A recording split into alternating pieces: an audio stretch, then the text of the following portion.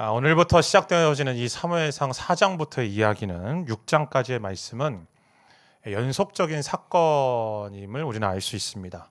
곧 이스라엘 백성들이 블레셋과 전쟁을 하게 되고 그 전쟁 속에서 이스라엘이 패배하게 되어집니다. 패배한 이스라엘이 그들만 패배한 것으로 끝나지 않고 하나님의 언약궤를 블레셋에게 빼앗기고 그 빼앗긴 언약궤가 블레셋 온 땅을 돌고 돌다가 다시 이스라엘로 돌아오는 이야기가 4장부터 6장까지 이야기입니다. 그런데 비록 한 달이 되었지만 3장에서 우리는 하나님께서 사무엘을 부르시는 말씀을 함께 같이 나누었습니다. 하나님이 사무엘을 부르신 건 단순히 소명을 주시기 위해, 사명을 주시기 위해 부르신 것이 아니고 하나님께서 사무엘로 상징되어지는 온 이스라엘과 교제하기 위해서 하나님께서 사무엘을 부르셨죠.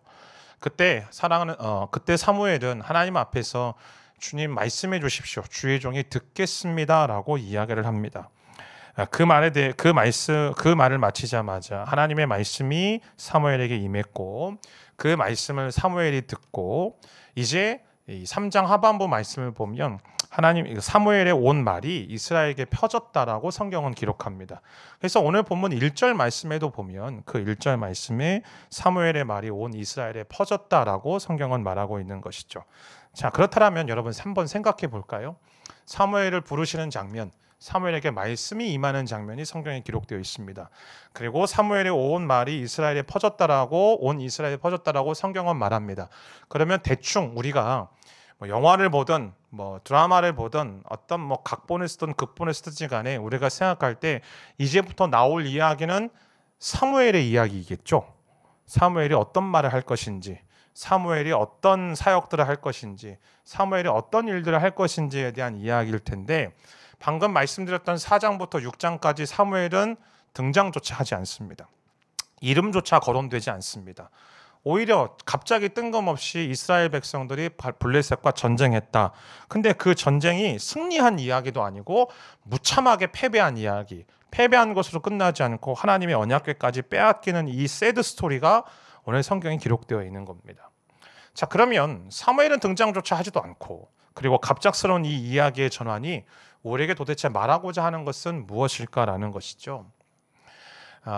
우리는 사무엘상 말씀을 시작하며 한나의 기도와 한나의 믿음, 그리고 사무엘을 통하여서 하나님께서 우리 가운데 하고자 하시는 것은 우리 안에 이 옛사람이 끝나고 엘리로 상징되어지는 옛사람이 끝나고 우리 안에 사무엘이 잉태되어서 사무엘에 태어나는 곧 예수 그리스도의 생명이 우리 가운데 주어지는 것을 부어지는 것, 그리고 그 생명을 누려가는 삶이 하나님께서 우리에게 말씀하시고 허락하시는 선물과도 같은 은혜임을 살펴보았습니다. 그런데 우리 안에 예수께서 계시고 그분이 우리와 교제하면서 그분의 말씀이 우리 안에서 퍼져가면 퍼져갈수록 반드시 일어나야만 되는 사건들이 있는데 그 사건들이 무엇인가 오늘 본문 4장부터 6장까지 이야기를 하는 거예요.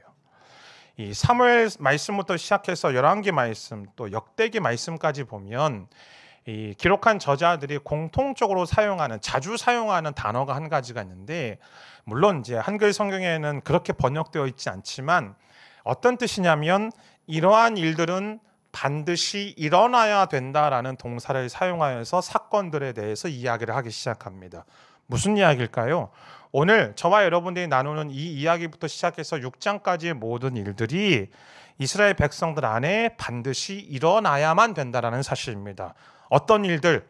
두 가지입니다. 첫 번째 블레셋의 문제, 두 번째 이제 6장 가서 함께 같이 살펴보게 될 불신하는 이스라엘 백성들의 불신의 문제에 대해서 하나님께서 다루시겠다라는 거예요.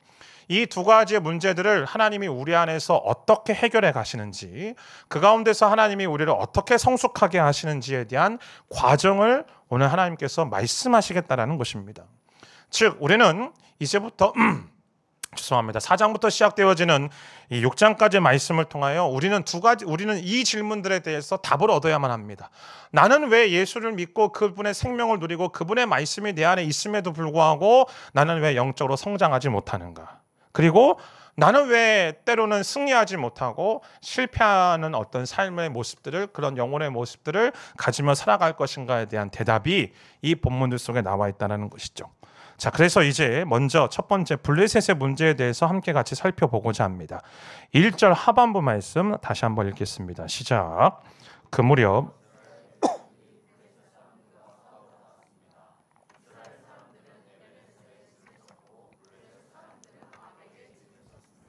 오늘 여기 등장하는 블레셋이라는 이 사람들은, 블레셋이라는 민족은 주전 12세기 말 이 소아시아의 에게해와 그레데라는 섬에서 이곳으로 밀려온 사람들로 추정합니다. 성경은 이 블레셋 사람들을 함의 자손들이라고 이야기를 하죠. 사실 이들은 이 팔레스타인으로 밀려오기 전에, 이 이스라엘 땅으로 밀려오기 전에 원래 이들은 굉장히 호전적인 민족들이었고, 역사의 기록에 의하면 강한 무기들을 갖고 있고 굉장히 군사력으로 막강한 나라였기 때문에 이집트로 자기 세력을 확장하려고 이집트로 넘어갔다가 람세스의 군대에 의해서 무참하게 박살납니다. 그러고 나서 힘을 잃고 결국에는 떠밀려서 어디까지 온 거냐면 팔레스타인 서부 해안 평야 지대까지 오게 된 거예요. 지도를 보시면 지난주 저희가 여호수아 말씀 나눌 때에 이스라엘 백성들 12지파에게 분배된 땅이 어디인지에 대해서 제가 오른쪽 지도를 보여드렸죠. 근데 오른쪽 지도에 있는 유다, 단, 에브라임, 베냐민, 므낫세, 어떻게 보면 이스라엘 땅, 그 팔레스타인 땅 중에서도 가장 곡창지대고 가장 비옥한 땅의 일부를 누가 차지하고 있는가? 왼쪽에 보면 이 빨간색으로 표시된 블레셋이 차지하고 있는 겁니다. 그러니까 블레셋은 이스라엘 백성들의 가장 핵심적인 지파들 속에 거하는 이 굉장히 이질적인 민족임을 우리는 알 수 있는 것이죠. 여러분, 그렇다면 이 블레셋이 다른 어떤 족속들, 모압이든지 암몬이든지 이 뒤에 나오는 아시리아든지 바벨론은 이 팔레스타인 땅 밖에 있는 민족들이거든요.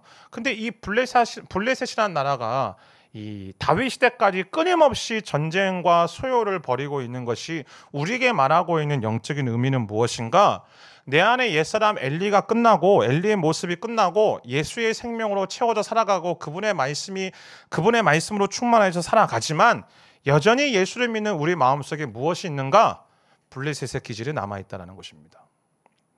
하나님의 나라에서 살아보려고 몸부림치고 있는 이 블레셋 족속이 우리 안에 숨어 있다는 사실을 오늘 하나님께서는 우리 가운데에 폭로하고 계시는 것입니다. 자, 그렇다면 도대체 이 블레셋이 의미하는 바는 무엇일까? 블레셋이라는 이름 자체는 어떤 특별한 사람을 말하는 것도 아니고 지역을 말하는 것도 아닙니다. 성경에 나와 있는 대부분의 이방 민족들, 곧 모압이든 암몬이든 바벨론이든 아시리아든 간에 어떤 지역을 말하든지 아니면은 이 민족과 그 나라의 선조의 이름인 거죠. 조상의 앤세스터 이름 아닙니까? 근데 이 블레셋이라는 말은 지역이나 인종이나 사람을 가리키는 말이 아니고 이주자라는 뜻입니다. 이방인이라는 뜻이에요. foreigner라는 뜻입니다. 그러니까 이주자라는 뜻이 블레셋이고 그 블레셋을 영어식으로 표현한 게 오늘날 저와 여러분이 익숙하게 말하고 있는 팔레스타인입니다. 그러니까 사실은요, 오늘날 그 땅을 차지하려고 팔레스타인하고 이스라엘하고 끊임없이 전쟁하잖아요. 근데 그 땅에 살아가고 있는 가나안 원주민들이 바라볼 때는 되게 웃긴 거예요. 이주민들이 들어와가지고 서로 지 땅이라고 우기면서 지금까지도 싸우고 있는 거니까요. 이거는 웃자고 하는 말이었는데 아무도 안 웃으셔서.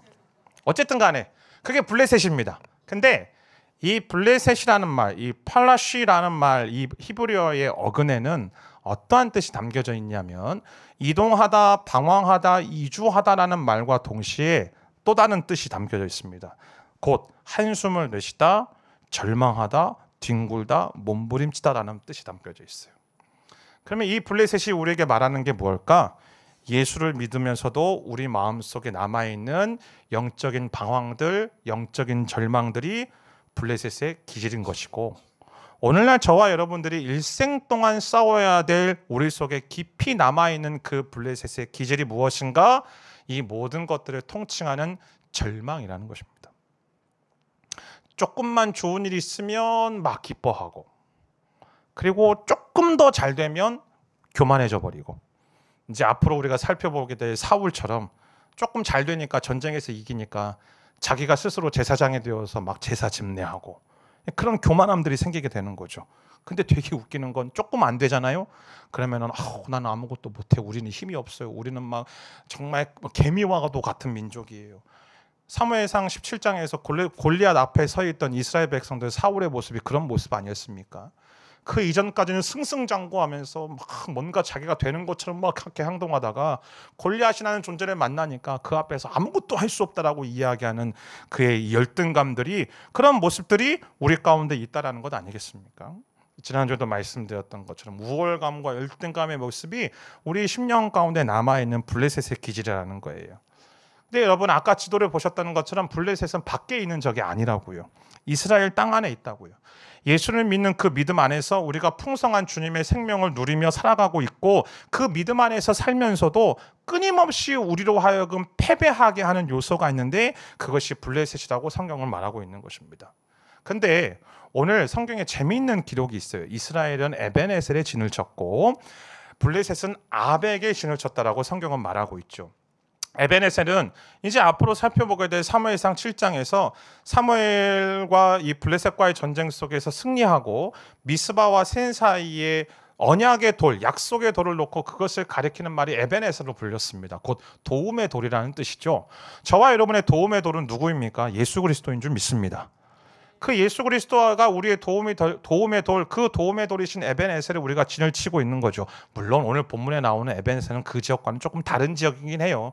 근데 그럼에도 불구하고 에벤에셀을 사용하는 이유는 이것을 보여주고 있는 거예요. 근데 문제는 블레셋이 어디에 진을 치고 있는가? 아벡, 곧 요새라는 뜻의 이 아벡에 진을 치고 있습니다. 재밌지 않습니까? 우리가 예수를 믿고 그분 안에서 생명을 누리고 그분의 말씀을 받으며 살아가고 그분이 나의 도움이 되어 그분을 지탱하며 그분을 의지하며 그분의 뿌리내며 살아가는데도 불구하고 우리 안에 이 블레셋의 기질들이 남아있는 이 블레셋의 모습들이, 절망이라는 모습들이 마치 요새 안에 꽁꽁 틀어박혀서 숨어있는 채로 우리를 괴롭히고 우리를 실패하고 우리를 패배하게 하는 일들이 우리 가운데 있다라는 거예요. 가장 아름다운 지역에서 가장 강력하게 버티고 있어서 하나님의 나라가 지어지는 것을 방해하는 존재가, 요소가 저와 여러분의 심령과 내면 가운데 살아가고 있고 존재하고 있다는 사실입니다. 자, 그런데 오늘 말씀을 보면 서두에도 말씀드렸던 것처럼 기가 막힌 일이 발생합니다. 이스라엘이 블레셋과 전쟁을 하는데 이기는 게 아니고요, 패배해요. 첫 번째 전투에서 4,000명이 죽습니다. 오늘 본문 2절 말씀을 보면 이스라엘이 블레셋 사람들에게 패했고 그 싸움터에서 죽은 군사가 약 4,000명 정도 됐다. 꽤 많은 숫자가 죽은 거죠. 그래서 이렇게 패한 다음에 이 백성의 리더십들이 함께 같이 모여서 도대체 이 일들이 왜 이렇게 되는 것인가에 대해서 회의하기 시작합니다. 오늘 본문 3절 상반부 말씀입니다. 함께 같이 읽습니다. 시작. 군사들이 진영에서 돌아오자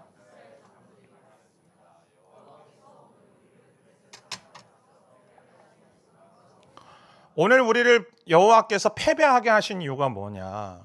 여러분, 이들의 질문은요, 이들의 반성은 굉장히 훌륭한 것이죠. 굉장히 정확한 통찰력입니다. 하나님께서 왜 패배하게 하셨는가? 자기들에게 어떤 전략과 우리에게 무기가 부족했냐? 우리에게 군사가 부족했냐? 우리에게 전술이 뭐가 문제가 있는 거냐라고 어떤 객관적인 평가가 아니고요. 하나님이 도대체 왜 우리를 패배하게 하셨느냐? 이게 굉장히 정확하고 좋은 질문을 한 거예요. 문제는 그 질문에 답하려는 수고를 하지 않습니다. 여호수아 말씀을 보면 여리고를 정복하고 이스라엘 백성들이 기세등등해가지고 그 다음 목적지인 아이성을 향하여서 돌진하죠. 근데 아이성을 향하여서 돌진하면서 그들이 범하였던 범죄가 아간의 범죄 때문에 아이성의 전투 속에서 대패하게 됩니다. 그때 여호수아가 어떻게 하냐면 여호수아 7장 6절 말씀을 보면 자기 옷을 찢고 하나님의 법궤 앞에, 하나님의 언약궤 앞에 엎드려가지고 얼굴을 땅에 대고 저녁까지 있으면서 하나님, 나에게 말씀해 주십시오. 왜 우리가 진 겁니까? 우리가 패한 겁니까? 라고 하나님께 질문하며 그 답을 구합니다. 근데 오늘 본문에 나오는 이 장로들은요, 그렇게 하지 않는 거예요. 질문은 해요. 왜 하나님께서 패하게 하셨는가? 거기까지 해요. 생각도 안 하고 기도도 안 하고 질문도 하지 않고 하나님의 뜻을 물어보지도 않는 것이죠.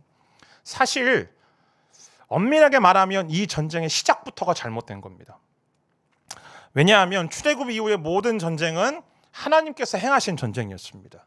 그래서 이스라엘 백성들이 전쟁하러 나갈 때 하나님께서 반드시 싸우러 가야 되는지 말아야 되는지 말씀하셨고 어떻게 싸워야 되는지에 대해서 말씀하셨어요. 거의 대부분이 이스라엘이 먼저 전쟁을 걸어온 게 아니고요. 상대편이 먼저 전쟁을 걸어온 것이고 그러는 와중에서도 이스라엘 백성들의 리더십들은 모세와 여호수아가 하나님 이 전쟁을 해야 합니까? 하지 말아야 합니까? 라고 물어보았죠. 근데 그것이 언제 무너졌는가? 사사기 시대 때 무너졌습니다. 그들이 이방 민족과 전쟁할 때도 심지어 자기 동족들끼리 전쟁할 때도 하나님께 묻지 않는 일들이 발생하죠. 오늘 이 전쟁도 마찬가지예요. 오늘 1절 말씀을 가만히 살펴보면 블레셋이 먼저 와서 싸움을 건 게 아니고요. 이스라엘이 먼저 블레셋에서 치러 나간 겁니다. 하나님께 묻지도 않고요. 하나님께서 명하신 전쟁도 아니었어요. 그러니 하나님의 인도나 하나님의 뜻도 여쭈지 않고 이스라엘이 싸움을 걸어왔으니 그 전쟁에서 하나님은 그들의 대적 앞에서 무참히 고꾸라뜨리게 만드신 겁니다.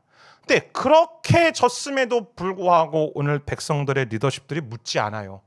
그러고 난 이후에 그들이 내린 결론이 무엇인가? 오늘 3절 하반부 말씀을 보면 실로에서 여호와 언약궤를 가져오자. 언약궤를 가져오자. 왜요? 언약궤가 상징하는 것이 하나님의 임재잖아요. 언약궤라는 것이 좀 이따가 그림 보시겠지만 그룹들 사이에 좌정하시는 하나님의 임재를 가리키는 거거든요. 그러니 그 하나님의 임재가 가리키는 언약궤, 그 언약궤를 통하여 하나님의 임재가 우리 가운데 함께 하시니 이 전쟁은 우리의 승리로 끝날 거라고 생각하는 겁니다. 여러분, 이들의 어떤 착각이나 오해가 아니고요. 사실은 이것이 광야 40년 동안에 단련되어졌고 익숙해져 왔던 그들의 사고 방식이었습니다. 광야 40년 동안 이스라엘 백성들이 여행을 떠날 때, 여정을 떠날 때에 그 모든 사람들보다 앞서서 갔던 것이 언약궤였습니다. 하나님의 언약궤가 3일길을 앞서가죠. 3일길을 언약궤가 앞서갈 때에 모세가 그 언약궤를 향하여서 어떻게 선포하며 기도하는가? 민수기 10장 35절 말씀을 보면 여호와여 일어나소서, 당신 앞에서 당신의 원수들이 흩어지고 당신의 적들이 단단하게 하소서라고 말을 합니다. 그래서 이 기도처럼 모세와 이스라엘 백성들뿐만 아니라 여호수아도 모든 행렬 앞에 그리고 모든 전쟁 앞에 언약궤를 앞세웠습니다. 광야를 행진할 때도, 그리고 요단강을 건너갈 때도, 그리고 여리고성을 정복할 때 하루에 한 번씩 마지막 날 7차례 돌 때에도 항상 언약궤가 그 모든 행렬들에 앞서서 했다라는 거죠. 때문에 이 모든 사실들을 이스라엘 백성은 다 알고 있었습니다. 그리고 그렇게 행할 때에 어떠한 일들이 발생하는지도 이스라엘 백성들은 자기 아버지 세대를 통해서 이미 다 들은 내용 아닙니까? 때문에 오늘 본문의 말씀을 보면 언약궤가 자신들의 진영 안으로 들어오니까 백성들이 환호성을 지릅니다. 이제 우리가 이겼다. 하나님이 우리와 함께 하시니 이 전쟁은 끝난 거다라고 이야기했죠. 한마디로 사기가 충만해진 겁니다. 근데 전쟁의 결과는요. 오늘 본문 10절 11절 말씀을 보면 첫 번째 전투에서 4천 명이 죽잖아요. 두 번째 전투에서 3만 명이 죽습니다. 3만 명이 죽는 것으로 끝나지 않아요. 하나님의 법궤를 빼앗깁니다. 법궤를 빼앗기고 그 법궤를 가져온 제사장들, 물론 홈니와 비느하스지만 그들도 죽임을 당하게 되는 거예요. 이상하지 않습니까? 어떻게 보면 굉장히 신앙적인 행동인 것처럼 보는데, 그리고 그래서 언약궤를 생각해낸 건데 오히려 전쟁에서 대패하게 됐다. 이유가 무엇일까요? 오늘 이들의 이유가 블레셋의 기지를 어떻게 대응하고 있는지에 대한 우리의 모습을 보여주는 것입니다. 여러분, 언약궤라는 것은 여호와의 하나님의 법궤, 증거궤, 또 어떤 말씀궤라고 불리우는 이 네모난 상자는요, 다음과 같이 생겼습니다. 예. 그 위에 이제 그룹들이 이제 형상화, 천사가 이렇게 형상화 되어져서 그 안에 하나님의 임재가 있다고. 그래서 저 법궤가 어디에 이제 보관되냐면 하나님의 임재가 있는 그 지성소 가장 중앙에 보관되어 있는 것이죠. 그 안에 무엇이 들어있냐면 이 십계명을 기록한 두 개의 돌판, 그리고 모세의 쌍난 지팡이, 아론의 쌍난 지팡이, 그리고 만나를 담은 항아리, 이 세 가지의 물품이 들어 있습니다. 물론 지금 보시는 건 모형입니다. 네, 실제로 있는 게 아니고. 그런데 안에 들어있는 세 가지의 물품이 우리에게 이야기해 주는 것, 곧 언약궤가 우리에게 무엇을 이야기해 주는지에 대해서 성경은 우리에게 어떻게 얘기하냐면, 두 개의 돌판에 기록된 것은 우리의 생명을 지키고자 하시는 하나님의 사랑의 약속들인 거죠. 모세의 죄송합니다. 계속 자꾸 모세라고 하지. 아론의 쌍난 지팡이는, 설교문 안 보고 하려니까 계속. 아론의 쌍난 지팡이는 죽어 있는 잘린 살구 나뭇가지에 싹이 나고 열매가 맺힙니다. 이것은 무엇을 의미할까요? 하나님께서 우리 가운데 허락하실 부활과 예수님께서 우리에게 주신 생명을 약속하는 것이죠. 만나를 담은 항아리는 우리에게 무엇을 말합니까? 영원한 양식, 곧 예수님께서 말씀하셨던 것처럼 누구든지 목마르지 아니하거든 내게로 와서 마셔라. 누구든지 줄이지 않으려거든 내게로 와서 나의 양식을 먹어라. 나는 너희의 생명의 떡이요 생명의 빵이요 생명의 음료라고 말씀하신 것을 우리로 하여금 약속을 성취하시는 그 예수님을 우리에게 가르쳐주고 있는 것 아니겠습니까? 결국 이 언약궤는 우리에게 무엇을 약속해 주는가? 누구든지 주님께 나오면 십자가의 구속과 새로운 부활과 새 생명 그리고 영원한 양식이 약속되어졌음을 하나님께서 이 언약궤를 통해서 우리에게 말씀해 주고 있는 거예요. 약속해 주시는 거죠. 우리에게 확신을 주시기 위해서 이 언약궤가 존재하는 겁니다. 자, 그렇다면 언약궤는 도대체 무엇인가? 이 하나님의 약속을 보기 위해서 이 언약궤가 주어진 것이지 나의 승리를 위해서 언약궤가 주어진 게 아니에요. 나의 목적과 나의 승리를 위해서 언약궤를 바라보고 그 언약궤 앞에 나아가는 그 순간 오늘 말씀의 제목처럼 더 이상 언약궤가 아니라 괴짝 그냥 나무 상자가 되는 것뿐입니다. 그리고 그것은 더 이상 신앙이 아니고 종교가 되게 되는 것이죠. 여러분, 언약궤가 있는 지성소로 제사장들을 중심으로 하는 이스라엘 백성들이 왜 나아가나요? 왜 하나님의 임재가 있는 그곳으로 나아가나요? 그것은 하나님과의 교제를 위해서입니다. 예수 그리스도와의 만남을 위해서고 그 교제 가운데 우리 가운데 허락하시고 부어주신 충만하신 그 사랑 가운데 거하기 위해서 내가 지성소로 나아가는 것이고 하나님의 임재 가운데 나아가는 것이지 내 인생의 전쟁의 승리를 위해서 지성소로 나아가는 게 아니에요. 오늘 여기서 보여주는 이스라엘 백성, 사실은 이미 이전부터 사사기 시대부터 보여줬던 이스라엘 백성들에게 있어서 하나님은 더 이상 경배의 대상도 아니고 예배의 대상도 아니고 헌신의 대상도 아니었습니다. 그저 자신들이 필요할 때마다 요구할 때마다 그때마다 짠 하고 나타나셔서 채워주는 그들의 방법이었고 그들의 수단으로 그들이 하나님을 전락시켜버린 거죠. 과연 저와 여러분의 예배가 예수님과 동행하고 그분이 내 안에 내주하고 주님을 사랑하는 그 신앙으로의 목적으로 우리가 예배하는가? 아니면 나의 승리와 나의 목적을 이루어가기 위해 나의 기도 제목에 응답을 받기 위함이 목적인가? 여러분, 과연 그렇다면 우리는 죄송하지만 미신적인 종교에 불과한 것을 믿고 있는 광신적 집단에 불과합니다. 왜 우리가 교회에 예배하러 가고 왜 우리가 기도하는가?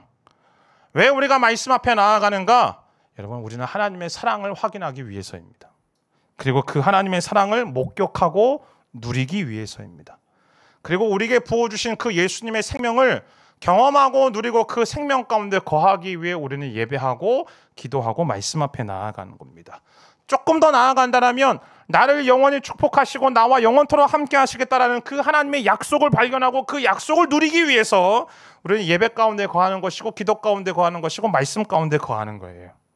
결코 나의 문제의 승리를 위해서 예배하고 기도하는 것이 아닙니다.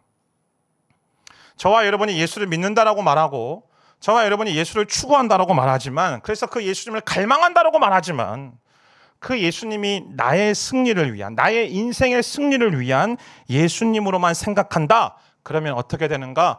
오늘 여기 이스라엘 백성들처럼 무참하게 패배할 거라고 성경은 우리에게 가르치고 있는 거예요. 더 나아가 이들은 하나님을 수단으로 생각한 것을 뛰어넘어서 심지어 하나님을 자신들이 통제할 수 있을 것이다라고 생각했습니다. 만일 언약궤가 진영에 온다면 승리할 것이다. 그래서 그 언약궤를 가져오잖아요. 여러분, 레위기부터 시작되어지는 민수기, 신명기 말씀을 통해 언약궤가 움직일 때는 과정이 필요하고 언약궤가 움직여야만 하는 상황이 있어요. 근데 그거 다 무시하고 가지고 오는 거예요. 어떻게 생각하죠? 이 언약궤가 오면 하나님이 우리 가운데 올 거야.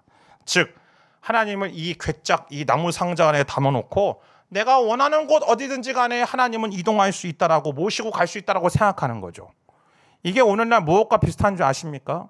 은사 집회 하시는 분들 중에서 마치 성령 하나님을 향해서 명령하시는 분들. 성령 하나님 오십시오, 우리에게 좌정하십시오, 우리에게 임재해 주십시오, 이 정도 수준이 아니고, 이렇게 표현하면 안 되는데,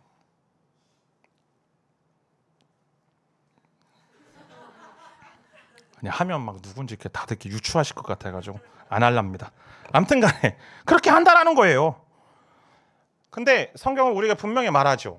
하나님의 임재와 능력은 인간이 통제할 수 없다고요. 하나님의 임재는요, 우리가 컨트롤할 수 없어요. 하나님의 임재를 우리가 조정할 수 없다고요.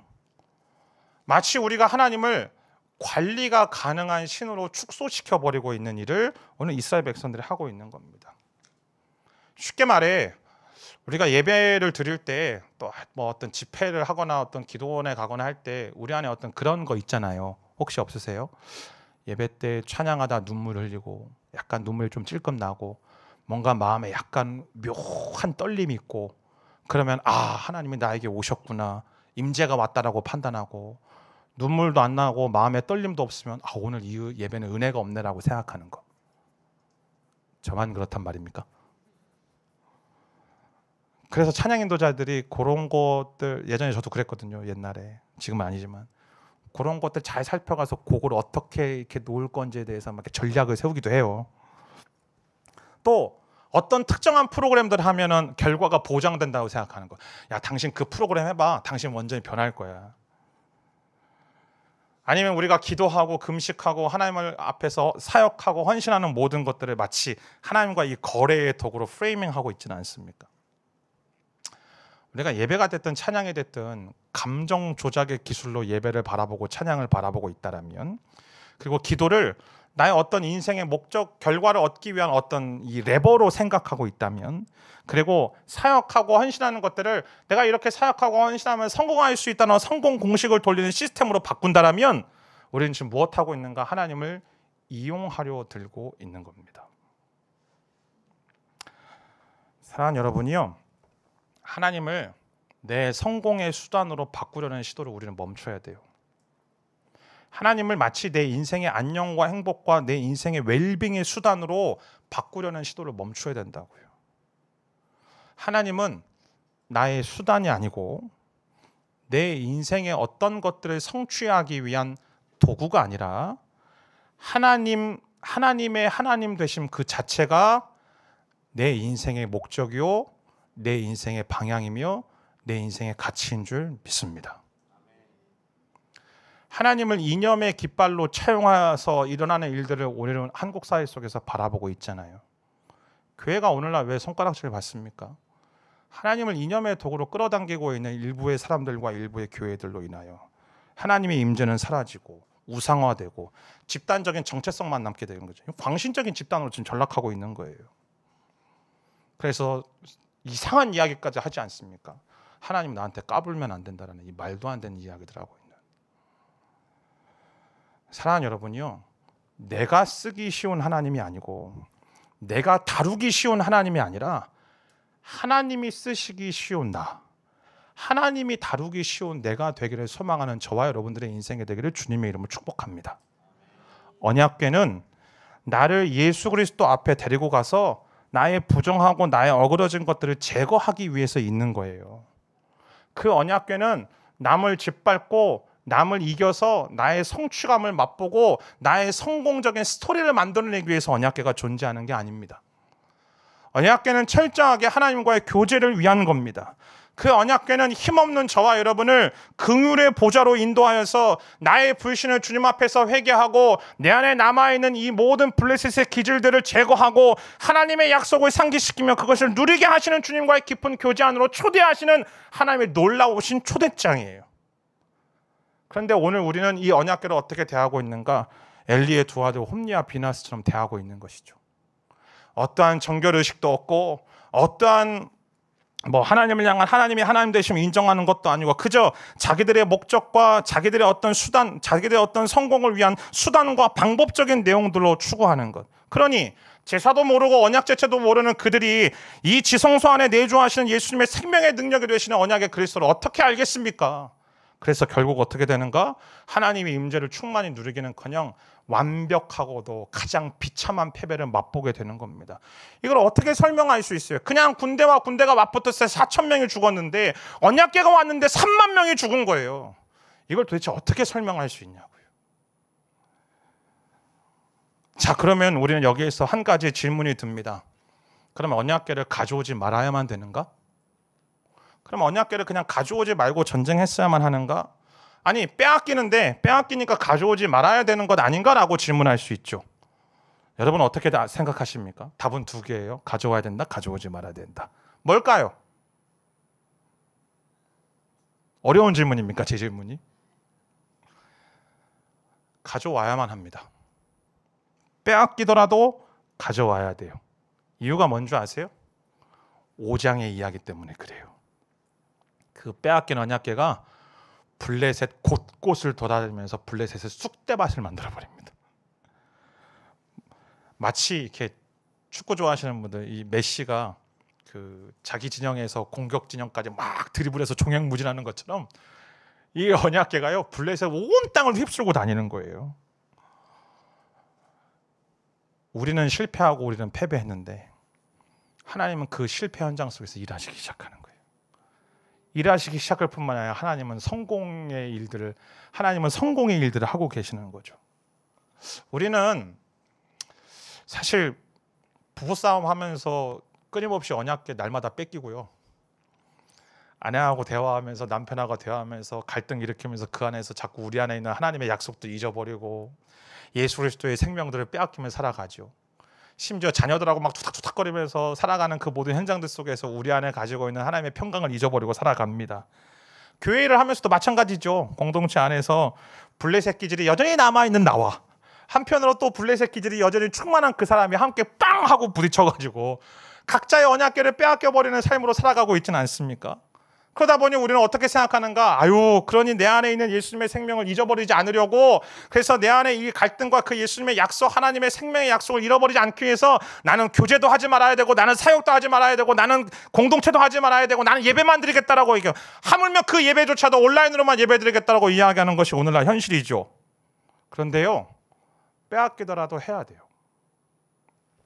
빼앗기더라도 우리는 교제해야 되고, 빼앗기더라도 우리는 함께 공동체 안에서 살아가야 되는 것이며, 빼앗기더라도 우리는 사역의 현장 속에서, 섬김의 현장 속에서 있어야만 되는 거죠. 왜? 결국에는 언약궤가 이기기 때문에. 예수님께서 무리를 걸어보실 때에 베드로가 그 모습을 바라보고 주님, 저로 하여금 걸으라고 명령해 주시죠. 그러면 제가 가겠습니다 라고 말합니다. 그래서 베드로가 걸어가요. 근데 이제 베드로가 물결을 바라보면서 겁이 나니까 물에 빠지죠. 그래서 허우적대는 그 베드로의 손을 잡고 예수님께서 뭐라고 말씀하시는가? 마태복음 14장 31절에 믿음이 적은 사람아 왜 의심하느냐라고 말씀하세요. 자, 예수님 말씀 잘 보세요. 베드로가 무리를 못 걷는다라고 책망하시는 겁니까? 아니죠. 예수님은 너 빠져도 괜찮다는 거예요. 왜? 너 빠지면 내가 건져줄 거니까. 지금 예수님이 베드로에게 말씀하시는 건, 야, 너는 빠지는 게 정상적인 거야. 인간이 무리를 걷는 게 비정상적인 거지. 물 아래로 빠지는 게 비정상적인 건 아니잖아요. 인간이 이 수면 아래로 빠지는 게 정상적인데, 그때 빠질 때마다 건져줄 내가 너와 함께 있고 내가 너를 붙들어 준다라고, 그것을 왜 믿지 못하냐라고 말씀하시는 거예요. 사랑하는 여러분, 우리는 근데 어떡하죠? 물에 빠지면 어떡하지라고 생각하면서 그 물에 발조차 내딛는 것조차 우리는 포기하지 않습니까? 아예 걸을 시도조차 하지 않는 거예요. 그러나 성경이 우리에게 약속하는 건 주님이 건지신다라는 체험을 우리는 베드로를 통하여서 하였기 때문에 우리는 또 빠지더라도 걸어갈 수 있는 겁니다. 실패하더라도 그 언약궤를 또 가져오는 거예요. 아니, 빼앗길 걸 알았다라면 홈리와 베나스가 가져왔을까요? 당연히 안 가져왔겠죠. 그러나 그렇다고 해서 이 언약궤를 가져오지 않았다라면 그 언약궤가 5장에서 그 블레셋 땅을 쑥대밭으로 만든 일이 일어나지 않았겠죠. 우리는 패배를 두려워합니다. 내 안에 블레셋의 기질과의 싸움에서 실패할 것을 두려워해요. 또 다른 블레셋의 기질을 가지고 있는 그 사람들과의 그 갈등 속에서 내 안에 누리고 있는 그 하나님의 은혜와 하나님의 생명을 잊어버릴 수도 있다라는 그 두려움 때문에 우리는 전전긍긍하여서 아무것도 못합니다. 근데 분명한 것 한 가지, 우리 안에 우리 기질 속에 있는 블레셋은요 쉽게 없앨 수 있는 게 아니에요. 근데 그것을 없애려면 과정이 필요한데 가장 맨 먼저 일어나는 일이 오늘 성경에서 무엇을 보여주는가? 우리는 패배해야만 한다는 거예요. 우리는 져야만 된다는 거죠. 왜? 내가 내 힘으로 못 이긴다는 사실을 알아야 되니까. 우리는 결코 우리의 힘으로 블레셋 못 몰아냅니다. 어떻게 해야만 하는가? 우리가 지고 난 이후에 언약궤가 블레셋 온 땅을 가서 휩쓸어야만 돼요. 그리고 이 이후부터 사무엘상 5장 이후부터 블레셋의 세력이 점차적으로 급격하게 쇠락하기 시작합니다. 놀라운 은혜이죠. 예수 그리스도 안에서 언제나 나는 승리할 것 같지만 우리는 패배할 때 있다고요. 아니면 패배하는 게 더 자연스러운지도 모르겠어요. 근데 오늘 성경이 우리에게 약속하는 건 뭔가? 나는 패배할지 모르지만 그 패배도 주님 안에서 승리라는 것입니다. 왜냐하면 내가 이길 수 없는 적에 대해서 나는 패배하지만 예수님은 승리하기 때문에. 그래서 띄워주셨는데 우리 함께 같이 읽어볼까요? 시작. 나는 실패하지만 하나님은 실패하지 않으신다. 언약궤를 빼앗겼잖아요. 그 빼앗긴 언약궤 어떻게 다시 찾는지 아십니까? 이스라엘 백성들이 전쟁에서 되찾아오는 게 아니에요. 언약궤가 블레셋 온 땅을 다 휩쓸고 돌아온 다음에 자기 발로 스스로 와요. 블레셋이 마차에다가 고스란히 실어가지고 다시 돌려보내요. 이스라엘 백성들이 한 게 하나도 없다고요. 우리가 이기지 못하고 패배하는 순간에도 하나님은 우리를 위해서 그 전쟁을 여전히 수행하고 계시고 그 전쟁을 이기시는 계기를 삼고 계시는 줄 믿습니다. 저와 여러분은 불신하죠. 저와 여러분은 믿음이 연약하기 때문에 때때로 하나님을 컨트롤을 하려고 하고 나의 수단으로 여깁니다. 그렇기 때문에 우리가 패배하는 것은 당연합니다. 그러나 하나님은 우리의 패배 속에서도 일하십니다. 언약궤가 블레셋 본진을 휩쓰는 것처럼 하나님이 내 속에서 역사하셔서 여전히 승리하신다고요. 오늘 블레셋의 고백을 다루진 않았지만 블레셋의 고백을 보면요, 이들은 굉장한 믿음의 고백을 해요. 야, 저 신이 우리의 신보다 더 뛰어나다. 그러니까 그들도 하나님의 능력에 대해서 의심하지 않아요. 오늘 이스라엘이 패한 건 하나님이 능력이 없어서도 아니고 하나님이 약해서도 아니에요. 이스라엘이 패배한 건 그들의 안에 있는 여전한 불신과 언약궤를 향해서 어떠한 마음들을 품고 있었는지, 잘못된 마음들을 품고 있었기 때문에 그런 거죠. 그러나 그분은 어떻게 하시는가? 그들의 실패 속에서 일하고 계시는 거예요. 저와 여러분이 매일 주님의 이름을 부르며 기쁨을 체험합니다. 그러나 순간순간 찾아오는 이 불안함과 좌절과 절망으로 우리 안에 있는 블레셋에게 패배당할 때가 있지요. 너무 자주 있는 게 문제지. 근데 우리가 예수님 안에 거하고 그분의 생명을 누려가는 동안 주님이 그분의 영광을 내 삶을 통해서 나타내실 것이라는 그 약속이 이미 우리 가운데 주어져 있음을 믿으십시오. 하나님의 역사는 블레셋의 본진에 먼저 가셔가지고 나도 알지 못하는 가운데 나는 패배해가지고 쓰라린 아픔을 가지고 하나님 저는 또 오늘도 졌네요. 저는 오늘도 또 넘어졌네요. 하나님 저는 왜 이 모양일까요? 하나님 저는 도대체 언제 성장하나요? 하나님 저는 언제나 더 하나님과 더욱더 친밀해지고 가까워지나요? 이런 절망과 낙담과 낙심을 가지고 있는 그 한복판 속에서도 하나님은 그 깊숙이 내 적진으로 침략하고 계셔서 그것들을 괴멸하시고 소멸하시고 있는 그 작업들을 하나님은 하고 계심을 믿으시게 되기를 주님의 이름으로 축복합니다. 그래서 세 가지로 마무리를 하려고 해요. 오늘 말씀은 내 안에 블레셋이 요새를 세워가도 하나님은 하나님의 주권적으로 본진을 무너뜨리고 계시는 줄 믿습니다. 우리는 패배할 수 있어요. 그러나 하나님은 패배하지 않습니다. 예수님은 지금도 친히 일하고 계십니다. 그러므로 저와 여러분이 할 일은 딱 한 가지입니다. 하나님을 수단화하려는, 하나님을 방법과 하나님을 도구로 삼으려는 우리의 모든 마음들을 회개하고 약속의 그 사랑을 신뢰하며 주님과 함께 나아가는 저와 여러분의 인생이 되기를 주님의 이름으로 축복합니다.